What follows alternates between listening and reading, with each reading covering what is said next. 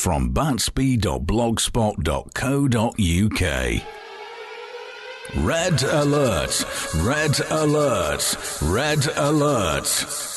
It's been one hell of a week. Lord Lucan resurrected, David Cameron buried, Donald Trump purportedly nominated for the Nobel Peace Prize. But when all's said and done, the world keeps on turning. We're still in the EU, and one day follows the next like a scabby stray dog shuffling behind you, begging for scraps. But don't worry about any of that. You've just got to get out there and grab the opportunities where they fall. Take heart from Jeff, a friend of mine whom life offers up the most surprising experiences, which he accepts as karma just for being an eternal optimist. Between girlfriends, Jeff had taken to scouting the local hostelries and restaurants in search of whatever fortune may throw his way. And he'd had his fair share of luck with the single ladies, if truth be told. But last weekend is one he will remember for a long time. Finding himself in a mighty posh eatery, he was already seated and had ordered the soup du jour and a bottle of wine before he noticed the menu had no prices. And we all know what that means if you have to ask the price.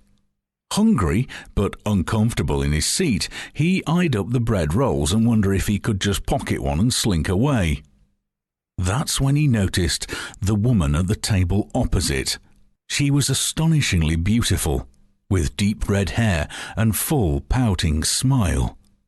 He couldn't help but stare. Her fringe hung down low over one eye, and felt the urge to go over and pull it back so that he could gaze at her exquisite jawline, her cheekbones like geometry, the flawless cream-white skin on her slender neck.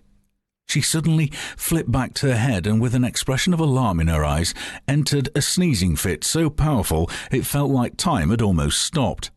Her flame hair flew back as her head jerked forward, and then Jeff saw something arcing through the air towards him. He watched it in slow motion as the object began to descend, and then, as time speeded up again, he reached out and caught the projectile just before it splash landed in his expensive soup. It was a glass eye. He looked up at the redhead, who was holding a hand up to what he knew must be an empty socket, and froze. She calmly walked over to him, plucked the eye from his palm, and disappeared to the ladies' room. In a few minutes, she was back, elegant and beautiful and poised, as if nothing had happened. She thanked Jeff and took a seat at his table. As the night wore on, and they chatted animatedly until the restaurant wanted to close, she insisted on paying the bill and invited him back for a nightcap. Soon they were in bed, and coupling with an energy Jeff had long thought consigned to the past, and in the morning she made him breakfast, stared dreamily at him as he ate his eggs, and effortlessly maintained the chat. Jeff was in heaven.